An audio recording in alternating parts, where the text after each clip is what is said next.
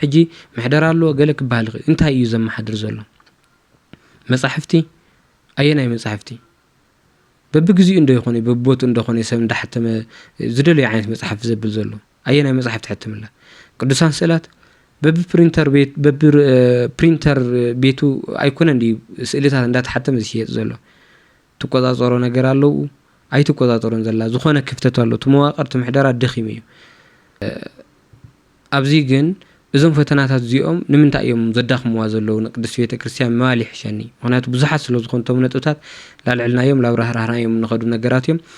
ግን ንምንታይ እዮም ዞም ነገራት እዚኦም ዘዳኽምዋ ዘለው እንታይ ኢልና እቱ ምድኻም ፈተና ኮይኖም ይኮኑን ዝመጽ ዘለው ፈተና ምዃኖም ትምእመን ይፈልጦምን ዘለው ሕጂ ጳጳስ ዝጻረፍ ዘሎ ምእመን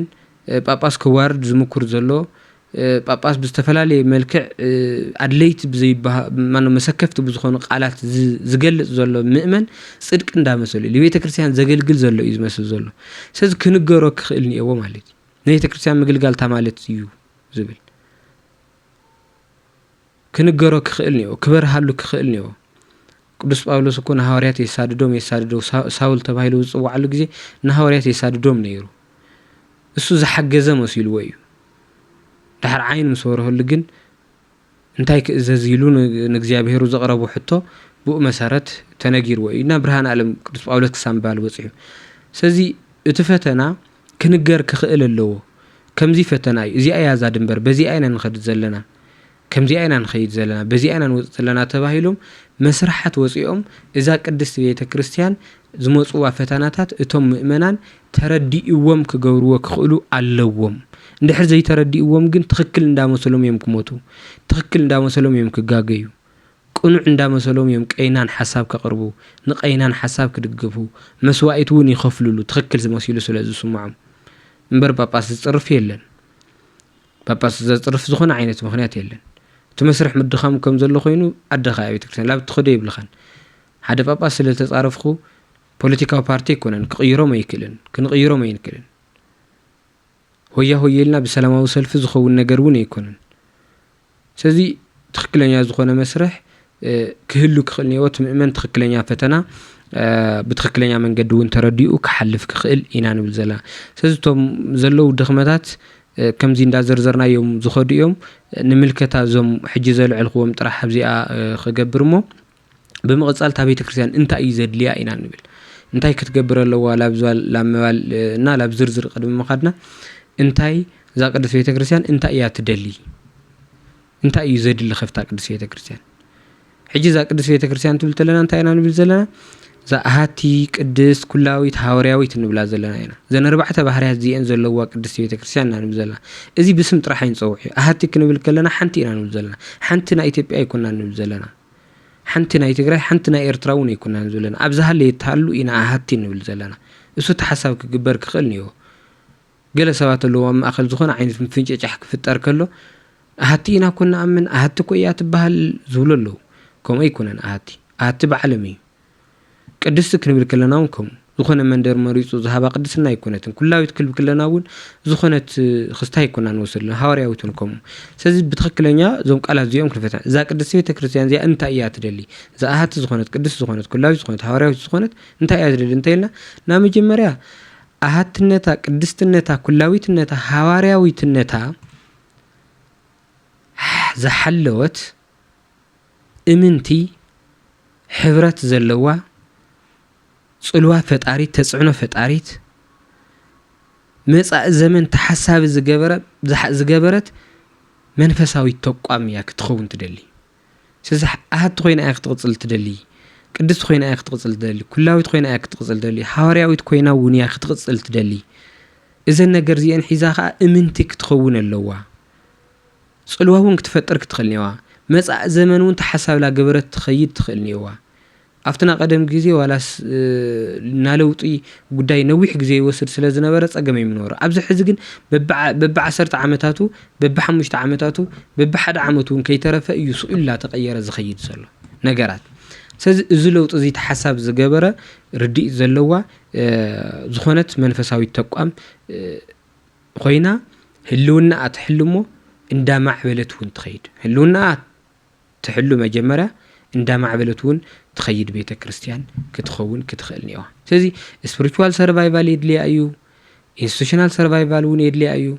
cultural survival cultural تلتلخ يتبهالا مالي يتبهالا survive قبر كخلني يتبهالا نعرسا زخون اللوا تبهالي يكونن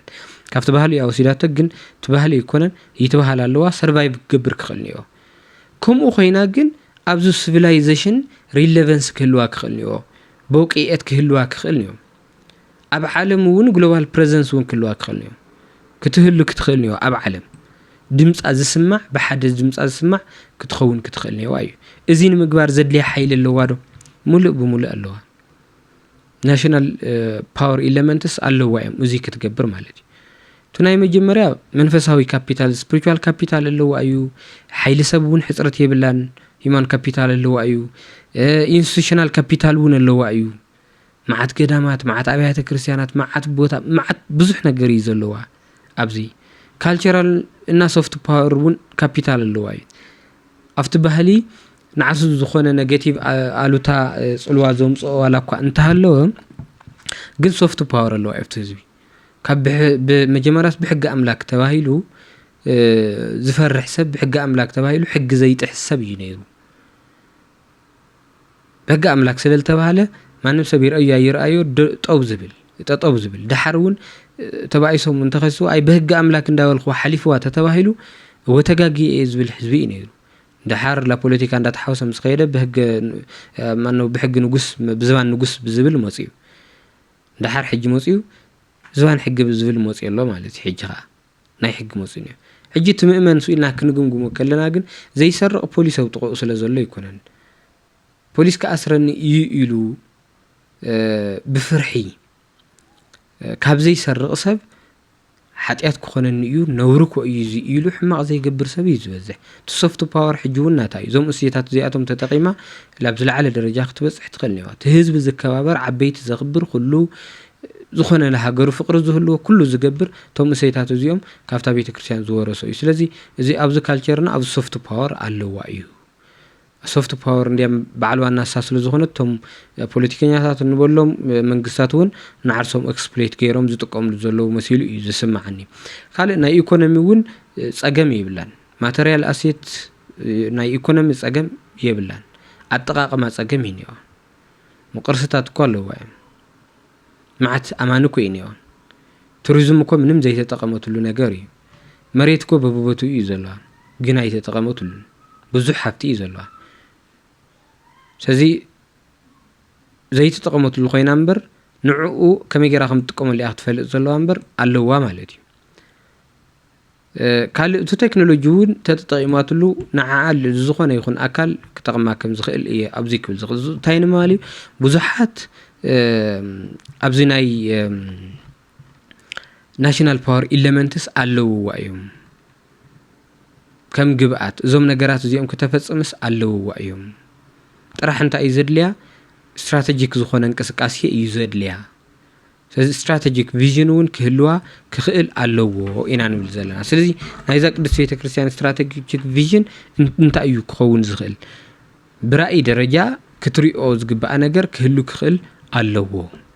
እሱ እንደሕረው ፂያ እዞም ነገራት እዚኦም ቶም አንተ ዘልናዮም ከዳኽምዋ ዝኽሉ እዮም ንብሎም ዘለና ፈተናታት ክትፈትሕሉ ትኽእል ማለት እዩ ስለዚህ ቅዱስ ቤተ ክርስቲያን እዚኣ ብራእይ ደረጃ እንድሕርዳ ብመንፈሳውነታ እምንቲ ብፍልጠቱን ዘይትሕመ እዚ ሕብረተሰባዊ ኢንጌጅመንት ወይ ከዓ ምውህሃድ ዘለዋ ቴክኖሎጂ በአግባቡ አቀዲማ ትጥቀም ምሕደራዊ ጥንካረ ዘለዋ እምነት ክትኸውን እንዲዝረአ ከምዚ ዓይነት ቅዱስ ቤተ ክርስቲያን ክትህልወና እንዲዩ ዝድለ እዚ ክትገብር ተኾይና ታይ ትግበር ይሕጂ ትሪሰርሱ ነለዋ ኢልና እዞም ድኽመታት ዝተወሰና ዘልዕልኽዎም ኣለዉ ሕጂ ካፍቶም ድኽመታት ከዓ እንታይ እያ ዛ ቅድስት ቤተክርስትያን ዝብል ርኢና ኣለና እንታይ ከየድልይዋን እዚ ንምምላእ ዝብል እውን ብዙሕ ነገር ኣለዋ እንድሕር ዳኣ ብኣግባቡ ተጠቂማትሉ ኮይና ብራእይ ደረጃ እውን ብመንፈሳውነታ እምንቲ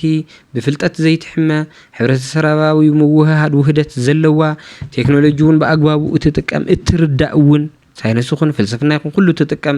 ምሕደራዊ ጥንካረ እውን ዘለዋ ነዚ ከመሓድር ዝኽእል ዘለዋ እንድሕር ኢልና ሓሲብና ኮይና እንታይ ትግበር ዝብል እዩ ስለዚ ና መጀመርያ እንታይ ትግበር ዝብል ዝርዝሩ ተኣኪብካ ዝወፅእ ቅዱስ ሲኖዶስ እውን ዝውስኖ ውሳነ እዩ ግን እንታይ ክግበሩ ክኽእሉ ኣለዎም እንታይ እዮም ዘለዉ ነቱ ዘመን ዝምጥኑ እንታይ ይገበሩ ዝብሉ ግን ክምለሱ ክኽእሉ ኣለዎም ስለዚ ናይ መጀመርያ ክትገብሮ ዘለዋ መሰረተ እምነት መሰረት ዝገበረ ንዓርሱ ዝኾነ ኮር ፕሪንሲፕል ፈልያ ክተውፀልና ክትኽእል ኣለዋ ኮር ፕሪንሲፕል ነቲ ህዝቢ ግልጽ ዝኾኑ ኣቋማ ኣብዞም ጉዳያት ኣብዞም ሕዚ ዘመን ዘለዉ አንገብጋብ ዝበሃሉ ነቲ ምእመን ፈተና እዮም ኢልና ንልዕሎም ዘለና ጉዳያት ግልጽ ዝኾነ ኣቋማ ክተፍልጠና ክትኽእል ኣለዋ ንምእመን ብምሉእ ክተፍልጦ ትኽእልኒዋ ኮር ፕሪንሲፕል ዝበሃሉ ልክዕ ከምቲ ጸሎተ ሃይማኖትስ መግለጽ እምነትና እዩ እንታይ ኢኻ ተኣምን ጸሎተ ሃይማኖት እየ ዝኣምን ጸሎተ ሃይማኖት እንታይ እዩ የካቲቱ ኣብቲ ሽዑ ግዜ ዝነበረ ምስ ወልዲ ተኣሳሲሩ ለቱ ስብሃት ፍጡር እዩ ገዛዕ እዩ ዝብል ሓሳባት ምስቱ ዝለዓሉ ዝነበሩ ንቅድስት ቤተክርስትያን ዝለዓሉ ነበሩ ንጥምቀት ዝለዓሉ ዝነበረ ዝተበሉ ነገራት አሉ ንዕኡ ከም መግለጽ ኮይኑ ዝወፀ ጸሎተ ሃይማኖት ኣብቱ ዘመን እሱ አሉ ኣብቱ ጸሎተ ሃይማኖት እንታይ ተኻቲቶም ክንብል ከለና ያው ስላሴ ኣሎ ንኣምን በስላሴ ዝብል ማለት እዩ አቢሉ ወልዲሉ ወንአምን በመንፈስ ቅዱስ ኢሉ እዘን ማን ቅዱስ ስላሴ ኢሉ ዘን ሰለስተ አንቀጻት ዚን አቅሚጦሎ ካብ መቅጻል ንኣምን በሃት ቅዱስ ቤተክርስትያን ዝብል በሓንቲ ቅዱስ ቤተክርስትያን ንኣምኒና ዝብለሎ ካብኡና ምን በሃት ጥምቀት ዝብል ብጥምቀት በሓንቲ ጥምቀት እውን ንኣምኒና ዝብለሎ ወንሴፎት ትንሳኤ ሙታን ኢልኻ ስለ ትንሳኤ ሙታን ዳግም ምጽአት ምህላው አቢሉ ኣርባዕተ ነገራት ኣለዉ ስላሴ ኣሎ ቅዱስ ቤተክርስትያን ኣላ ጥምቀት ኣሎ ትንሳኤ ሙታን ኣርባዕተ ነጥብታት ተልዒሎም ሽዑኡ ንዝነበረ መግለጽ እምነት ኢሎም ኣውጽኦም እዮም ኣብዚ ሕዚ ከዓ ኣብቲ ሽዑ ግዜ ወልድ ፍጡር ዝብል እንድሕር ዳኣ ከምኡ ስለ ዝበሎም ስለ ቤተክርስትያን ስለ ጥምቀት ዝለዓሉ ሕቶታት በዚ መልክዕ እሱ እንድሕር ኣውጽኦም ኮይኖም ኣብዚ ሕዚ ዘላ ቅዱስ ቤተክርስትያን ዙ ዘመን ተሓሳብ ዝገበረ ክተውጽኦ ዝግባእ ንዓርሳ ጸሎተ ሃይማኖት ክህልዋ ኣለዎ እሱ ዝነባር ጸሎተ ሃይማኖት ስለ ዝተጋገየ ዘይኮነስ ኣብዚ ሕዚ ዘለዉ ዘይሓቆፎም ጸሎተ ሃይማኖት ዘይሓቆፎም ስለ ዘለዉ ጸሎተ ሃይማኖት ክተውጽአልና ይግባእ ኩሉ ምእመን እዚኣ በዛ ጉዳይ እዚኣ ከምዚኣ ዝኣምን ብእምነተይ ብዓይን ሃይማኖት ይክሬት ኣለኹ ኣብዛ ጉዳይ እዚኣ ከምዚ ዓይነት ርድኢት ዘለኒ ኢሉ ሓደ ድምጽ ዝኾነሉ ትምእመን ጸሎተ ሃይማኖት ክተውጽአልና ክትኽእልኒዋ እቲ ትገብሮ ጸሎተ ሃይማኖት ከመይ ይጽሓፍ ከመይ ዝወጽእ ሲኖዶስ ይዝውስኖ ብጸሎት እዩ ብሱዋኤ እዩ ሲኖዶስ ተኣኪቡ ክነጋገር ዘሎ ግን ማእኸል ክገብር ኣለዎ ኢለ ዝሓስቦ ቁጽሪ ሓደ ክርስቶስ ማእኸል ዝገበረ ማለት ሃይማኖት ምስ ባህል ክህሉ ዝኽእል ወይ ምስ ዝኾነ ነገር ወይ ምስ ሓድሽ ኪዳን ምስ ብሉይ ኪዳን ክህሉ ዝኽእል ወይ ምስ ዝኾነ ይኹን ነገር ክህሉ ምስ ዝኽእል ርክብ ብምሉኡ ማእኸል ክርስቶስ ዝገበረ ሓሳብ ክኸውን ክኽእል እኒአዎ ኣሞንጎ ቤተክርስትያንን ባህልን ቤተክርስትያንን ሃገርን ስቴት ሪሊጅን ሪሌሽን ከመይ ክኸውን ክኽእል እኒአዎ ኣብ እንታይ ክገብር ዘለዎ ንሕና ከምዚ ኢና ንሓስብ ከም ኦርቶዶክስ ከም ሰማያዊ ተቋም ከምዚ ኢና ዝብል ግልጽ ዝኾነ ክውፅእ ክኽእል እኒአዎ እምነትን ምኽንያትን እንታይ እዩ ክፈልክ ክኽእል እኒአዎ በቃ ፌዝ ኤንድ ሪዝን ከመይ እዮም ኣላይ ዝገብሩ ዝብል ሕጂ ገገሊኡ ሎጂክ ተጠቂሙ ታ ቤተክርስትያን ፕሩፍ ንምግባር ነገር ሃይማኖት ፕሩፍ ምግባር ፈቆሮ መድረኽ ፈቆዶ ናይ መምሃሪ ናይ ስብከታት ተሪኹም ከብረሃርህ ዝውዕል ኣሎ ሎጂክ እንዳተጠቀመ ገገሊኡ ኻ እምነት ያይሉ ከም እምነቱ ሰቢኹ ዝኸይድ ኣሎ ኣብዚታት ንጽረት ክህልዋ ክኽእል ነው ሎጂክ ክሳብ ዚ እየ ዝጥቀም ሪዝን ክሳብ ዚ እየ ሪዝን ኣውት ምግባር ክሳብ ዛ ደረጃ ዚ እየ ዝጥቀም ኣስተምህሮ ከዓ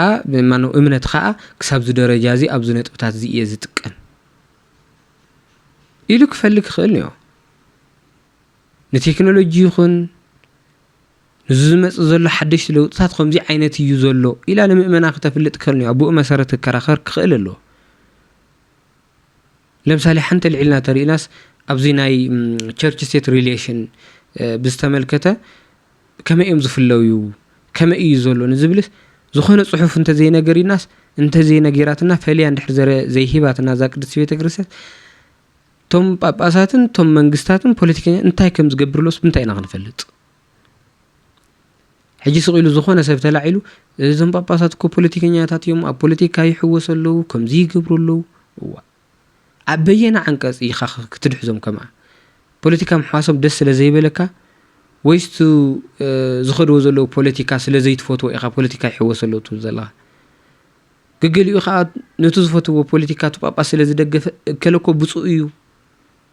ብምንታይ መስርሕ ስለዚ መስርሕ ክህሉ ክኽእልዮ ኣብ ዝኾነ ይኹን ቦታ ዝኾነ ምእመን ክጉዳእ ከሎ እታ ቅድስት ቤተክርስቲያን ብመስርሕ ነቲ መንግስቲ ክትሓትት ትኽእል ኣለዋ ትምእመን እውን ክፈልጥ ኣሎ በዛ መስርሕ እዚኣ መሰረት መንግስቲ ከምዚ ይገብር ሌላ ቤተክርስቲያን ትኸስስ አንቀጽ እውን ትጠቅስ በዚኣ ምስ መንግስቲ ከምዚ ዓይነት ኮንትራክት ነይሩና ተስማዕሚዕና ነይርና ስለዚ እዚኣ ትፈርስላ በዚኣ መሰረት እዚአን ኣኽብረለይ ኢላ ክትሓትተለዋ ትምእመን ከምኡ ክኾን እዩ ማንም ጳጳስ ማንም ሰባኽ ተልዒሉ ክርስቲያን ይሞተሉ ኣብ መድረኽ መጽዩ ንምንታይ እዩ ናይ ምእመናን ስምዒት ኢና ንጫወተሉ ንምንታይ ነላዓሉ ስምዒት እንታይ ማለት እዩ ምእመናን ይሕረድለው እንታይ ኢና መንብሉላ ተሓረድ ንእከለ ጽልአዮ ዝሓርድ ዘሎ እከለ ይሞጽልአዮ ጽልእ ብልብኻ ሓዝ ተናደድ ሕዘን እንታይ ኢና ንብሎ ዘለና እንታይ እዩ ትመልእኽቱ ወይስ ኸይድኻ ሰማይት ነተቀበልና ንብሎ ዘለና بزيرد كملكو نايت مؤمن سمعيت مجاوتي مقبار بطعم مسكفي يزخون مسرح انتلي بتا مسرح مسرت نتوز ملكوت اكل يحتت ابو يسرح سمايت زغونه سمايت يخون ابزي زلو خا زردهم تليو زرد كساب زردهم زبرهرا ነገር እንተልዩን ይብረራ ስለዚህ ዝኾነ ዝምቡዕ ዝኾነ መስርሕ አሎ በቃ ምእመናው ዝኾነ ስለተሓረደ ኣብ ፌስቡክ ስለተለጠፈ ምእመን ተላዒሉ ሑሕ ንምንታይ ሑሕ ብል ሓደ ጌጋ እንተኾነኸ ሚስ ኢንፎርምድ ከተገበረኸ ሚስ ሊድ ከተገበረኸ من يزقاصره ዝዝኾነ ንዓርሱ ዝኾነ ወጥ ዝኾነ ዝምእመን ክሪኤሉ ዝኽእል መነጽር ከም ጸለቱ ሃይማኖት ሕጂ ነቲ ዘመን ዝምጥን ከተውጽክ ትኽልኛ ሕዚ ኤአይ ዝመጸሉ እዩ ምስ ኤአይ ክህልዎ ዘለዎ ዝምድና ሕጂ ተጠቀም ኣይተጠቀም ከምኡ ክብል ደለ ይኮነን ግን ንዓርሱ መስርሕ ንዮ እምነትና በዚ መልክዕ እዚ ኢና ንሪኦ ኢሉ ፈልዩ ክፈልጠሉ ዝኽእል ዕድል ክህሉ ክኽእል ንዮ እዚ ክኸውን ተኾይኑ ግን ዛ ቤተ ክርስቲያን ብመዋቅር ደረጃ ክትህሉ ክትኽእል ንዮ እንተዘይ ኮይኑ ግን ኣብዚ ፓብሊክ ስፔስ ዝሰብ ዝመሰሉ ሐሳብ ኩሉ ዝገዙ ሐሳብ እንዳደገፈ ይክኸይድ ዋላ ጳጳስ ሓድሽ ሐሳብ ምጽ ይተዝውስኑን ዘይክቅበሉ ይኽእል ይባይዞይ ትምእመነቱ ጳጳስ ከውግዞ ይኽእል ኣብዚ ግልጽ ክኸውን ክኽእል እዩ መዋቅር እንታይ ዓይነት ሓላፍነት ከም ዘሎ እንታይ ዓይነት ስራሕ ከም ዘሎ በሃይማኖት በዓይን ሃይማኖት ክርአ ከሎ በዓይን ነገር ድሕነት ክርአ ከሎ መዋቅር እንታይ ምዃኑ ክፍለ ክኽእል ኣሎ እንተዘይ ኮይኑ ግን ንጽረት እንተዘይልዩ ምትሕዋሳት ክህሉ እዮም ምድንጋራቱን ክህሉ እዮም ስለዚ ትምእመን ነቱ ብሰላማዊ ሰልጊ ፈገይሩ ድዩ ፖለቲከኛታት ቀስቂሶም ወዲ ዝኾነ ሓይሊ ነቱ ምእመን ኣላዓዒሉ ኣፍቱ መዋቅር ቤተ ክርስቲያን ድሌቱና መስራሕ ተኽእሉ ኣሎ ኣብዚ ሕጂ ሰዓት ንጹር ዝኾነ ነገር ስለዘየለ ከምኡ ይግበር ይግበርን ተተሰብሰብታ ቅድስት ቤተ ክርስቲያን ተወስኑና ሕጂ ስለዚ ኣብ ዝሓመቐ ኣብ ዝኸፈ ኩነታት ስለ ዘለና ኣብዚ ሕጂ ድሕርሕር ንብለሉ ኩነታት ኣይክህልን ብግልጽ ክንዘራረብ ክንኽእል ነና ኣብዚ ሕጂ ቤተ ክርስቲያን ተመዋቅራ እንድሕር ደኣ ዘይሰርሕሉ ኮይኑ ብትምህርቲ ኢና ክንመሓደር ማለት እዩ ትምህርቲ ከዓ በየዩቱብ በጂ ማሕበራዊ ሚዲኡ በብቦቱ እዩ ዝወሃብ ዘሎ ስለዚ በብቦቱ እንድሕር ዝወሃብ ኮይኑ ከከም ቦቱ እዩ ክትርጎም ማለት እዩ ስለዚ ፎሎወሮም ንምሕጓስ ተኸታሊኦም ንምሕጓስ ክብሉ ዝሰብኩ ማዓት ሰበኽቲ ክውለዱ እዮም በበያ ክትቆጣጠሮም ታ ቤተ ክርስቲያን መዋቅራ ግልጽ ዝኾነ ስልጣን ተዘይልይዎ ግልጽ ዝኾነ መብራህር ህውን ተዘይሂቡ ስለዚ ቱ ሚድያ እውን ከመይ ክትቆጣጠሮ ትኽእል ዝብል ኣብ ካልእ ርእሲ ንሪኦ ስለ ዝኾና ይብተን ስለ ዘሎ ከምትና ቀደም ስለ ዘይኮነ ሕጂ ሓድሽ መስርሕ የድልሎ በብዩቱብ ክሰብኽ እዩ በብቲክቶክ ክሰብኽ እዩ ፎሎወር ንምርካብ እዩ ዝሰብኽ ዘሎ ትዝበዝሕ ንሃይማኖት ኢሉ ተዝኸውን ነይሩ በየገጠሩ ዝመሃር ሰብሲ እዩ ይነበረን ንሃይማኖት ኢሉ ዝሰብኽ የለን ማለት ከዓ ኣይኮነን እዚ ብትንትን ዝበለ ነገር እዚ ሓደ ውፅእ ዝበለ ቤተ ክርስቲያን በብግዚኡ መግለጽ እንዳሃበት ኣቕጣጫ እንዳሃበት መግለጽ ትብል ተለኹ እዚ በብመዓልቱ ከምዚ ተሰሚዕና ዝበሃል ይኮነ መግለጽ ዝበሃል የብላን ቤተ ክርስቲያን ፖለቲከኛ ይኮነት ፓርቲ ይኮነት መግለጽ ይተውፅን እያ በቃ መግለጽያ ቀደም ጸሎት ሃይማኖት ነይሩ ጸሎት ሃይማኖት አሉ ሕጂውን ከም ጸሎት እንጥቀመሉ ኢና በትሽዑ ጊዜ ተላዒሎም ዝነበሩ ነገራት ከም መልስ ዝቀረበ حجي خانو الزمن زي زمتن تهب تخيل اللوا كم صلوت هيمان توصل لك تخلنيوا اسو 10 عامت دي كغلغل زمن كساب زغير حدشت نغرات كساب زمصو ወይ ካቶም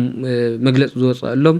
ክሳብ ዝጠፍኡ ከገልግለሎ ብድሕሪኡ ዝኾነ ግዜ ክወስድ ክኽእል ኣሎ ያለይ ዝኾነ ነገር ምስ ተፈጠረ በብመዓልቱ እንዳወጻኻ መግለጽ ከምዚ ተዋሂቡ መብራህሪ ከምዚ ተዋሂቡ ከምኡ ክኸውን ክኽእል ይብሉን ከምኡ ዝበሃል መስርሑን ክህልዋ ክኽእል ይብሉን ታ ቤተ ክርስቲያን እንተዚ ኮይኑ ግን ናይ ሓደ ፖለቲካ ፓርቲ ደጊፋ ያ መግለጽ ክተውጽእ መይሳለለ ናይ ሓደ ያ ክትድግፍ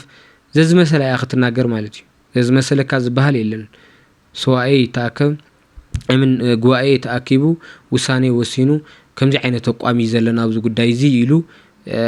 وسينو نويح غزي زغلغل معلتاو نزل علي يكونن كاو معلتاو نزل على نغرات كن بمعلتاو سبكت يم كحلف زلو منبر كم مجلصو خينم كوصو كخلو وي مجلص لنا اندات بهاله سقيلو اوغزنا خمزي جبرنا زبهال نجر ايسرحن كبهالون يبلون نعرسا زخونه مسرح كلوا كخللو سلازي نا مجمريا كتكبر زلو كور برينسيبل زبهالو ابز حج غزي نتو زمن زمطنو حسابات كلعلو كخللوم كم قلنا كلونا خلي كن كم بيت كريستيان يكوسن زلو مستو زمن تاساسيرو كم دي كون كخللو زبل تا بيت كريستيان يتوسنو زلو توسنلنا تفلطنا ذا قدس بيت كريستيان نحنا خا دقاينا كنزازينا كندحنينا وزلنا كنزازينا وسانه تفلطنا زخونه ነገር ተምጻልና ካብዚ ብዝዘለለ ግን ቅድሚያ ክወሃቦም ዝግበኦም ነገራት ፈሊያኽ ተውጽእ ክትኽእልሏ ተሰብሲባ ሕጁን ተሰብሲባ ጉዳይ ሪኣ ብመጽናዕቲ ክጽናዕ ዝግበኦ ተጸኒዑ እዩ ክቀርብ ዘሎ ስለዚ ቅድም ቀዳድም ክግበሩ ዘለዎም ነገራት ዞም ፕራዮሪቲስ ዝበሃሉ ፈሊያኽ ተውጽእ ክትኽእልሏ ማለት እዩ በቃ ታዩ ሕዚ ቅድሚያ ክወሃቦ ዘለዎ እንተ ተባሂሉ ብግለይ ሲለ ተታሕቲተ ዝብሎ ነገር ተረኽን ማንነትክ ተስተኻኽል ክትኽእልዋ ማንነትክ ተጽርክ ክትኽእልዋ ማንነት እንደሕዘ ይብልኻ ከቢድ እዩ ከከም ሰባኺ ኣፊኻ ክትኾን ማለት እዩ ሓደ ዝኾነ ኢልክ ሰብኸካ እዩ ሓደ ዝኾነ ኢልክ ሰብኸካ እዩ ናብ ሓደ ክተምጽኦ ከዓ ብጣዕሚ ኣጸጋምን ከቢድን ክኸውን ይኽእል እዩ ዝብል እምነት እዩ ካልእ ተቋማዊ ምሕደራ ክትዕር ክትኽእል ነዋ ክገለ ሰብ ሕጂ እንታይ እዩ ዝብል ኣይ ጳጳሳት ከምዚ ክንዲዚ 100,000 ይበልዕ ኣለው ክንዲ 100,000 ይኽፈሎም ኣሎ ኣብ 100,000 ይበልዕ ኣለው ከምዚ ይገብሩ ኣለው ገንዘብ ይሰርቁ ኣለው ገለ እዩ ዝብል ከምኡ ኣይኮነን እሱ ኣይ ጥፋትን ማለት ኣይኮነን ጥፋት እዩ ግን ተዛዓበየ ጥፋት ናሰብ ነፍሲ ጥፋት እዩ ና ነፍሲ ሰብ ነፍሲ ጥፋትካ ቅርሺ ስለ ዝሰረቁ ኣይኮነን ዝጠፍእ ንዓሱ መጉዳእቲ ክህልዎ ክእል እዩ ተመዋቅር ብትክክል ዘይምምሕዳሮም እዩ ብትክክል ዘይምግልጋሎም እዩ ነቲ ዘመን ዝምጥን ዘይምግባሮም እዩ ዙት ዘመን ዝጠልቦ ነገር ዝምልስ ዘይምዃኑ እዩ ብኡ እዮም መጀመርያ ክሕተቱ ዘለዎም ግን ከዓ ክናሕቶም ንዓርሱ ዝኾነ ምሕተት መስርሕ ክህልወና ክኽእል ነይሩ ስለዚ ኣነ 300,000 150,000 ዝበልዕ ጳጳስ ኣሎ ዝብል ንግግር ክህሉ ክእል እዩ 300 ነፍሳት 300,000 ሰብ ዝጠፍአሉ ምሕደራ ይኮነ እንዲ ዘለና ምንም ዘይተቆጻጸሩ ነቱ ዝኣመነ ዝብተነሉ ካልእ ክትእምን ካልኦት ክትስብስብ aftu ደንበ ዘይኣተዋኽ ናብ ደንበ ክትእቱ ዘላ ቤተ ክርስቲያን ዝግባእ ቤተ ክርስቲያን እተነፍ ደንበ ዘለዋ ፈሕብትን እንዲየ ዝወጻእ ዘላ ክነሓትት እንተሊና ክንማርር እንተሊና መጀመርያ ብኡኢና ክነማርር ዘለና እቶም ፖለቲከኛታት ገለሚት ይበልዕ ገለሚት ክጻረፉ ከለው እቲ ምእመን ድፍረት ንክህልዎ ናፍቶም ጳጳሳት እዩ ድፍረት ምሳሎም ፈሕብትን ምሰለ መን ሃምዘ ክበና እንድዒ እሶም ንዓርሶም ዝኾነ ዓላማ ከሳኽዑ ዝደልዩ ክህሉ እዩ ብንዓርሶም እዮም ዝሰርሕ ዘለው በቱ ንዓርሶም ከዓ ክተድንቆም ኢኻ ትኽእል ናብ እምነትና ክመጽእ ከሎ ተኣማኒ ግን ስቂሉ ሰብ ስለ ዝነገሮ ዝኾነ ነገር ስለ ዝነበሮ ወይ ዝኾነ ነገር ስለ ዝሰምዐ እታ ክድሕነላ እየ ዝብላ ቤተ ክርስቲያን ብመስቀል ዝብረኸላ ቤተ ክርስቲያን ስግኡ ወዶም ዝወስደላ ቤተ ክርስቲያን ስቂሉ ብዓፄ ቃለለ ዝጻረፈሉ መስርሕ ክህሉ ክኽእል የብሉን ስለዚ ተቋማዊ ምሕደራ ክፍጠር ክኽእል ነይዎ ክስተኻኸል ክኽእል ነይዎ ቅድሚት ክወሃው ነይዎ ዝብል እምነት እኒአኒ ማንነታ ምስ ዝተኻኸለት ካብ ስርዓተ ትምህርቲ ብትክክል ኣስፊሕና ካልእ ርእሲ ንሪኦ ናብዚ እውን ግን ስርዓተ ትምህርቲ ክስተኻኸል ክኽእል ነይዎ በቃ መናፍቅ ኣብ ዘይነበረሉ አይዲዮሎጂታት ኣብ ዘይነበረሉ ፖለቲካ በብግዚኡ ኣብ ዘይለዋወጠሉ ናይ ባህል ምልዋጣት ኣብ ዘይነበረሉ ግዜ ሱቅ ኢልካ እንዳዘመርካ እንተሓደርካ ካብ መዝሙር ናብ መዝሙር እንዳፈጠርካ ካብ ግዜ ናብ ግዜ ናይ ቅኔታት ሚስጥር እንዳራባሕካ ሚስጥራት እንዳፈልፈልካ ምኻድ ጽቡቕ ነይሩ ክኸውን ይኽእል እዩ ኣብዚ ሕጂ ግን ከምኡ ኣይኮነን ዘሎ ሕጂ ሰይ ኮነን ዘድሊ ስለዚ ኣብቱ ግዜቲ ቅድሚያ ዝተዋሃበ ነገር ኣብዚ ሎሚ ዘመን ኣምጺና ቅድሚያ መሃብ ዘይክሰርሕ ይኽእል እዩ ዜማ ቅድሚያ ኣብ ዝወሃቦ ዘመን ዝነበረ ሰብ ሕጂ ዜማ ቅድሚያ ክወሃቦ ዘይክኽእል ይኸውን ይትረፍ ማለት ኣይኮነን እሱ እንዳሃለዎ ግን ባዕሉ ናብ ትምህርቲ ዝቀየረሉ ዕድል ክህሉ ክኽእል ነይሩ ስርዓተ ትምህርቲ ፈጺሙ ከብል ክኽእል ነይሩ ክረአ ክኽእል ኣሎ እቶም ኩሎም ትርጉማት ናይ ቅዱስ ያሬድ ዜማታት ኮ አንድምታ እዮም ሓደ አንድምታ ኮይኑ ከዓ ታች ቤት ላይ ቤት ዝበሃሉ ትርጓሜታት አንድምታታት ኣለው ናይ ቅዱስ ያሬድ ባዕሉ አንድምታ ተባሂሉ ዘይኣተወሉ ምክንያት እንታይ እዩ አንድምታ ተባሂሉ ሰብ ዘይመሃረሉ ቅዱስ ያሬድ ከም ዝበሎ እንዳተባሃለ ምስጢር ዘይምስጠረሉ ምክንያት እንታይ እዩ ናይ ቅዱስ ያሬድ ምስጢር ንዜማ ጥራሕ ተፈጢሩ ዝበለ መን እዩ ከምኡ ይኮነን ምስጢር እዩ ኣብቲ ምስጢር ካልእ ክንምሰጠሉ ወሲኽና ክንረቀሉ ዜማ ዳ ተወሰኸ እምበር ምስጢር እዩ ስለዚ ሊቃውንትናሱ ብምስጢር ክመሃሩ ክኽእለሎም ስለዚ ቅድሚት ዜማ ብምስጢር ተማሂሮም ካብኡ ቀጺሎም ብድሕሪኡ ዜማ ከዚሙ ክኽእሉ ኣለዎም ማለት እዩ ከምኡ ንክገብሩ እቲ ስርዓተ ትምህርቲ ብትክክል ክስተኻኸል ክኽእል ኣለዎ ዝብል ርድኢት ዘለኒ ስለናይ ስርዓተ ትምህርቲ ከመይ ይስተኻኸል ዝብል ግን ላርአናዮ ክንኸይድና ምስ መጽሓፍ ቅዱስ ከመን ኣላይን ይኹን ስሕተት ስለ ዝነበረ ኣይኮነን ማናፍቅ ዝኾን ዝጋገ ሰብ ዝወድቕ ሰብ ዘውድቕ እውን ዝኾነ ዓይነት መንገዲ ዘይነበረሉ ግዜ ዕልሊና ክነመስግን እሱ እዩ ንቡር እሱ እዩ ጽቡቕ ነይሩ ግን ሕጂ ከምኡ ኣይኮናን ዘለና ኢና ንብል ዘለና ሕጂ ናይ ንዘምር ኣይነ መስግን ኣይኮነን ንበሃል ዘለና ከምኡ ኣይኮነን ዝብል ዘለኹም ኣነ ዝብል ዘለኹ እንታይ እዩ እታ ቅድስት ቤተ ክርስቲያን ንቅድሚት ክመጽእ ዝግብኦ ንቅድሚት ይምጻእ ኣብ ዝኾነ ግዜ ገድላት ንቅድሚት መጽኦም ነይሮም ፕራዮሪቲ ተዋሂብዎም ሊቃውንት ፍቲ ብምስጢር እንዳተረቃቆ ዝነበሩሉ ግዜ ኣብ ቤተ ክርስቲያን ከዓ ናይ ብራና መጻሕፍቲ ተዘርጊሖም ገድሊ ካብ ገድሊ ዝንበበሉ መድረኽ ነይሩ ኣሜን እንዳተባሃለ ንናዓርሶም በብግዚኦም እናኸድሉ ዝኸድሉ ግዜ ነይሩ ዜማውን ከምኡ ብጎኑ ናዓርሶ ክኢሉ ላብ ዝኾነ ርሕቀት ናዓርሶ ዝኾነ ምዕባለታት በብግዚኡ ኣምጽኡ እዩ እዚ ኩሉ እንዳተገበረ ኸይዱ እዩ መንሱ ኢሉ ኣትዩ ዕልል ኢሉ ኣመስጊኑ ገዝኡ ዝኣትወሉ ግዜ እውን ነይሩ እዩ ሕጂ ግን ከምኡ ኣይኮነን በብመንገዱ እንዳጸንሐ ኣታስኻ ተኣምኑ ዘለኻ እኮ እምነት እዩ ጌጋ እዩ ስኻ ትኽተሎ ዘለኻ እኮ ናይ ድሑራት እዩ ስኻ ትኽተሎ ዘለኻ ናይ ድንቁርና እዩ እንዳተባሃለ እንዳተነገሮ ከምዚ ተትገብር እንዳተባሃለ እዩ ዝኸይድ ዘሎ ስለዚ ንቕሓት የድልዮ ንባዕሉ ክሕሉ ክኽእል ኣሎ ባዕሉ ንክሕሉ ከዓ ክንዕጥቆ ክንኽእል ነና ምስጋናን ናይ ቅዱሳን ኣማላድነትን ከም ዘለዎ ኮይኑ بتمرت بفلتات استوصل ነገር ክፈልጥ ክኽእል ነይሩ ስርዓተ ትምህርቲ ንዓርሱ ዝኾነ መስርሕ የድልዮ ይዙል እምነት ይዘለኒ ካልእ ቴክኖሎጂውን ከም ክንቆጻጸሮ ክኽእልና በተለይ ሚድያ ክንርኢ ከለና ኣብቲ ሚድያ ፕሬዘንስ ክህሉ ከርኒዮ ዲጂታል ፕሬዘንስ ክህሉ ከርኒዮ እታ ቤተ ክርስቲያን እዚውን ከም ቅድሚያ ክውሰድ ዘለዎ እዩ ሕብረተሰባዊ ተሳትፎውን ከመይ ክትሳተፍ ከም ዘለዋ ክትፈልግ ክትኽእል ነይዋ ኣብዞ ናይ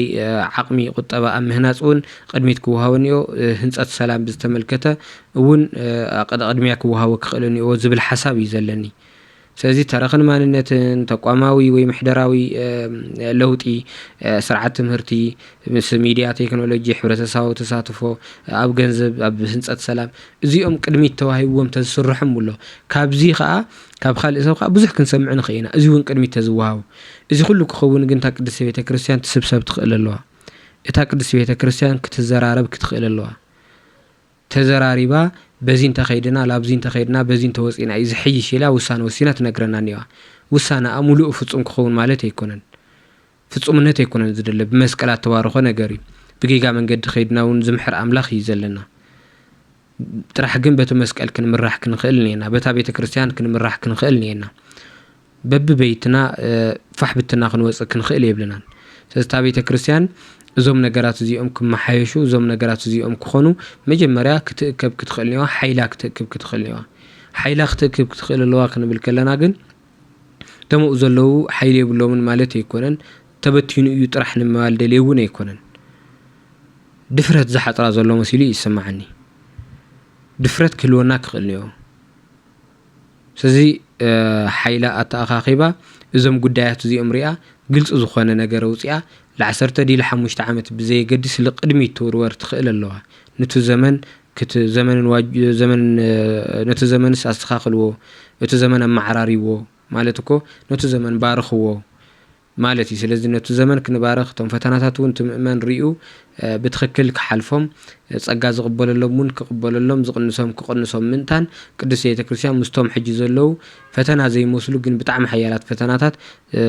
ግልጽነት ክህልዋ ክኽእልዮ ግልጽ ገይራውን ነቲ ምእመናት ነግረለዋ ዝብል ሓሳብ እዩ ዘለኒ ስለዚ ንሎም ማዓንቲ እዘን ነጥብታት እዚአን አልዒልና ኣለና ካብ ሕዚ ኣብ ዘሎ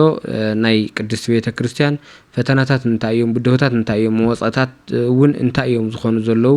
እንታይ እዮም ዘለው ዝብል ነጥብታት እንዳልዕልና እንዳተዛተና ክንኸይዲና ሓሳብ ዘለኩም ሰባት ብዝተፈላለዩ መንገዲ እንዳተራኸብና ኣብ ዝተፈላለዩ ናይ ቴሌግራም ግሩፓት ኣብ ዝተፈላለዩ ፕላትፎርምታት እንዳተዛተና ክንኸይዲና ክንዛተ ከለና ግን እዛ ቅዱስ ቤተ ክርስቲያን ልምትቻት ወይ ልምጽራፍ ወይ ከዓ ልምውራድ ክኸውን ክኽእል ይብሉን እሳያት ባርኸና እሳያት ቅድሰና